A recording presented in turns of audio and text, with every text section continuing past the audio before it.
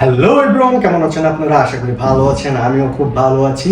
তো আজকে যে বিষয় নিয়ে কথা বলবো, যে নাটক নিয়ে কথা বলবো, মেনলি বিষয়ই বলতে গেলে, কারণ এই নাটকটা আমার জন্য একটু স্পেশাল। কারণ কারণ আছে, অবশ্যই কারণ আছে। কারণ এই নাটকে আমি কাজ করেছি, এই নাটকটা বানাইছি আমি। ডিরেক্টর ছিল ডিরেক্টর আব্দুল আল ফাহাদ, আর চিফ অ্যাসিস্ট্যান্ট ডিরেক্টর হিসেবে কাজ করছি আমি, প্লাস এখানে অ্যাক্টিংও করেছি। আমাকে দেখতে পারবেন এই নাটকে। তো এর জন্য আজকের নাটকের কথা আমি ভালো খারাপ কোনো কিছুই বলবো না। আজকে জাস্ট সিম্পলি এই নাটকের বিষয়টা নিয়ে এবং এই নাটকের যে মানে মেসেজ দেওয়া হয়েছে ওই মেসেজটা নিয়ে নর্মালি কথা বলবো। তো আজকে যে মানে বিষয়টা নিয়ে কথা বলবো, আপনার অবশ্যই নামটা তো থাম্বনেলে দেখে ফেলেছেন, বেকারের প্রেম। তো এখানে মেন ফ্যাক্ট হলো বেকার, একটা বেকার ছেলের জীবন কাহিনী নিয়েই কথা বলা হচ্ছে আর কি এই গল্পতে। নর্মালি যে একটা ছেলে থাকে, যে ছেলেটা আর ফ্যামিলিতে বেকারত্বর একটা ছায়া থাকে, যে গ্রামের একটা ছেলে, সে চাকরি পাচ্ছে না, তার মা হলো সৎ মা, এবং তারা হলো নর্মালি দুই ভাই বোন। তো মেনলি আমাদের যে জগৎ মানে আমাদের যে দেশের যে প্রেক্ষাপট, এই প্রেক্ষাপটে এখন কিন্তু বেকারত্বের অবস্থাটা অনেক বেশি। আমাদের দেশে বেকার ছেলে অনেক, বেকার মানুষ অনেক। তো এইখানে আমাদের কিন্তু এই যে গল্পটা, এই গল্পটা কিন্তু অনেকের সাথে মিলে যায়। আর যখন এখানে বলা হয়েছে বেকারের প্রেম, তো আপনাদের তো অবশ্যই বুঝার আর বাকি নেই।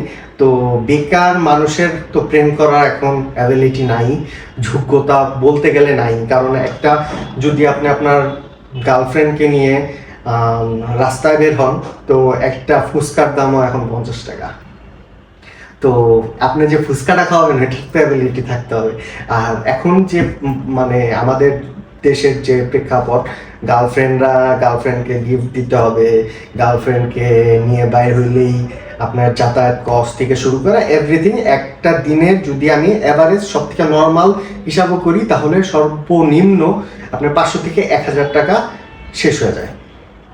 তো এখন যখন একটা ছেলের চাকরি নাই, সেই ছেলেটা তার গার্লফ্রেন্ডের পিছনে খরচ করার মতো অ্যাবিলিটি কই থেকে আসবে? তো তা তো এখন নর্মালি 1000 টাকাও এখন 1 কোটি টাকার সমান। তো এখানে আমাদের বেকারত্ব যে একটা বিষয়টা দেখানো হয়েছে, এখানে একটা বেকার ছেলের একদম ফুল ডিটেলসটাই আমরা দেখাইছি। যে একটা ছেলের ইনকাম তো নাই, বন্ধুদের কাছ থেকে ধার করা টাকা, সেই টাকাটা চাওয়ার জন্য বন্ধু আসে, তাকে দিতে পারে না। তার মোবাইল কেনার মতো টাকা নাই, তার ফ্যামিলি থেকে তাকে ধুর ধুর সাই সাই করতেছে, তাকে ফ্যামিলি থেকে ঠিকমতো খাবার দিচ্ছে না, কোনো কিছুই দিচ্ছে না, মা কথা শোনাচ্ছে। তারপরে মেয়ের বিয়ে হওয়ার মানে যে মেয়েকে পছন্দ করে তার বিয়ে। তো নানান প্রবলেম কিন্তু একটা বেকার ছেলের মধ্যেই আসে। যে ছেলে চাকরি করে, যার ব্যবসা আছে, তো তাদের কিন্তু এরকম নাই। তো যখন দেখা যায় যে একটা বেকার ছেলে দেশের বাইরে যেতে চায়, তাকে টাকাটা দিবে কে? তার ফ্যামিলি তো ওইরকম অ্যাবিলিটি থাকতে হবে। তো দেখা যায় যে ওইরকম অ্যাবিলিটিও থাকে না যে একটা ছেলে, বেকার ছেলে দেশের বাইরে যায় আর্নিং করবে। তো এই এই জিনিসগুলো কিন্তু সবকিছুই এই নাটকটার মধ্যে দেওয়া হয়েছে। আপনারা চাইলে যা দেখতে পারেন, আশা করি আপনাদের ভালো লাগার কথা। যারা বেকার তারা অবশ্যই বুঝতে পারবেন। ইভেন তাদের ইমোশন নিয়েই দেখানো হয়েছে যে একটা বেকার ছেলের ফিলিংসটা কি। তো আশা করি আপনারা অবশ্যই বুঝবেন। তো এখানে যারা কাজ করেছে তারা আপনাদের অবশ্যই পরিচিত মুখ।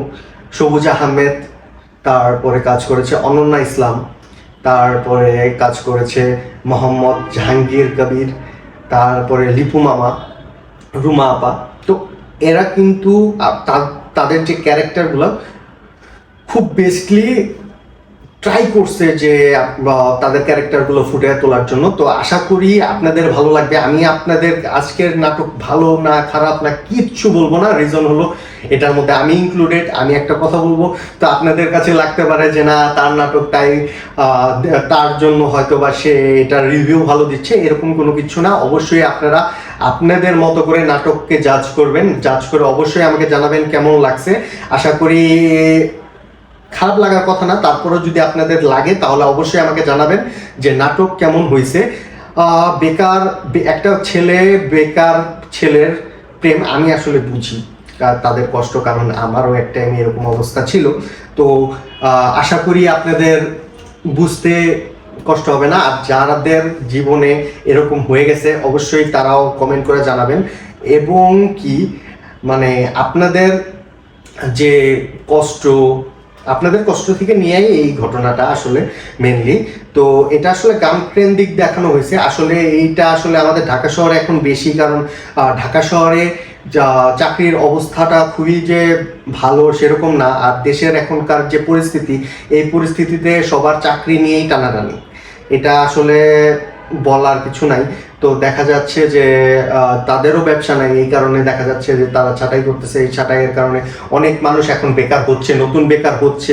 এখন অলরেডি বেকার অনেক আছে, সাথে নতুন বেকার জয়েন্ট হচ্ছে।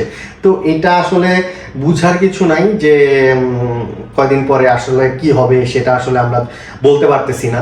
তো যাই হোক, আশা করি ভালো কিছু আসুক সামনে, সবার চাকরি হোক, চাকরি বাকরি হোক, কেউ ব্যবসা করুক, কারো দেশের বাইরে যেতে ইচ্ছা করলে তার দেশের বাইরে যাওয়ার ব্যবস্থা হোক।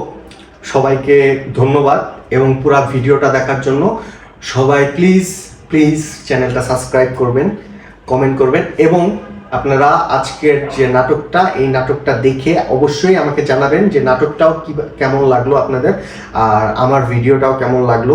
আশা করি যে আজকে অত এরকমভাবে ভিডিও করতে পারি নাই, কারণ যখন আমার নাটকটাই আমিও আপনাদেরকে ওইরকমভাবে রিপ্রেজেন্ট করতেছি, তো সেখানে যখন আমি খারাপ ভালো নিয়ে কথা বলবো তখন হয়তো বা আপনাদের একটা বিষয় আসা পড়বে যে তার নাটক সে ভালো বলবেই।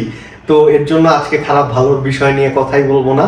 তো আজকে আপনাদের উপর ছেড়ে দিলাম যে আপনাদের নাটকটা কেমন লাগলো, এবং কি যদি আপনাদের ভালো লাগে অবশ্যই আপনারা জানাবেন, আর যদি খারাপ লাগে সেটাও আপনারা জানাবেন। আপনাদের কাছে কাহিনী কেমন লাগছে এবং আপনাদের সবার অ্যাক্টিং কেমন লাগছে সেটাও আমাকে জানাবেন অবশ্যই। ধন্যবাদ। এবং আমরা কেমন কাজ করছি সেটাও আপনারা জানাবেন। যদি আপনাদের ভালো লাগে অবশ্যই চ্যানেলটা সাবস্ক্রাইব করে রাখবেন, কমেন্ট করবেন, শেয়ার করবেন বেশি বেশি। আপনাদেরকে আমি নতুন নতুন নাটকের আপডেট যাতে দিতে পারি, এর জন্য আপনাদের সাপোর্ট অনেক অনেক অনেক বেশি দরকার। তো এই পর্যন্ত দেখার জন্য সবাইকে ধন্যবাদ। আসসালামু আলাইকুম।